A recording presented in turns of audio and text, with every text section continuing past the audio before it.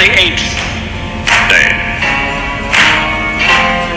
God looked down on his planned paradise and said, I need a caretaker. So God made a farmer.